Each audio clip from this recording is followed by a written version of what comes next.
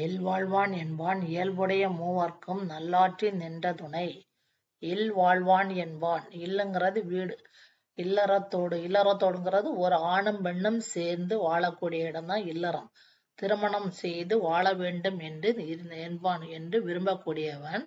இயல்புடைய மூவர்க்கும், இயல்புங்கிறது தானாக அமைவது, தூக்கம் வருவது, பசி வருவது மாதிரி அந்தந்த பருவத்தில் அந்தந்த ஆசைகள் வரும், இயல்பாக வருவது இயல்புடைய.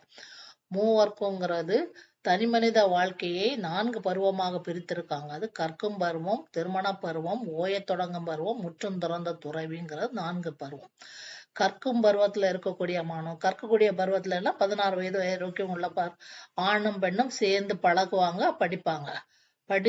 படிச்சு வேலைக்கு போறாங்க. அப்ப அவங்களுக்கு திருமண பருவம் வந்தவொடனே அந்த திருமண ஆசை வரும். ஒரு ஆண் பெண்ணை பார்த்து வெட்கப்படுவதும், பெண் ஆணை பார்த்து வெட்கப்படுவதும் இது இயல்பாகவே வருது. திருமணம் செய்ய பருவம்.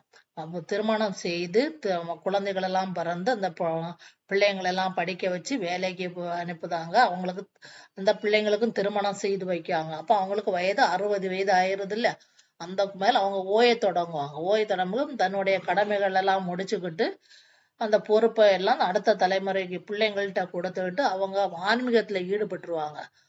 அமைதியாக இருக்கணும்னு ஆன்மீகத்துல ஈடுபடுவாங்க.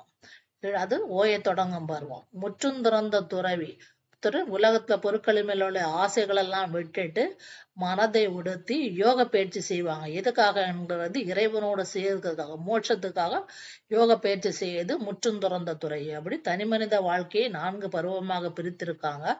திருமணம் செய்ய வேணுங்கிற ஆசை உள்ளவங்க, கற்கும் பருவத்துல இருக்கக்கூடிய அவங்களுக்குன்னா யாருமே இல்லாம இருப்பாங்கல்ல, அவங்களுக்கும் அவங்க படிக்கணும்னு ஆசைப்பட்டா அவங்களுக்கு உதவி செய்யணும்.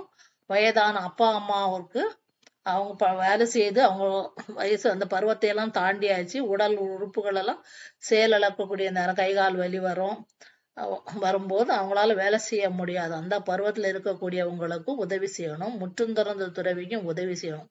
இந்த 3 பேருக்கும் உதவி செய்ய முடிந்தாதான் திருமணம் பண்ணணுங்கிறாங்க. நல்லாற்றி இயல்புடைய மூவர்க்கும் நல்லாற்றி நின்ற துணை, துணையாக நின்று நல்லாற்றின் அவங்களுக்கு தேவையானதெல்லாம் செய்து அவங்களை நெறிப்படுத்தணும்.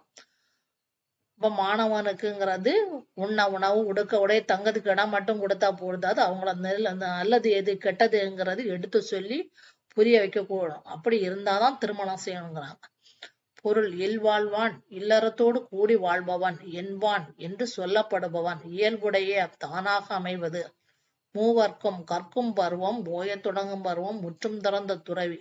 நல்லாற்றின் நல்லொழுக்க நெறிக்கண் நின்ற நிலை பெற்ற துணை உதவி.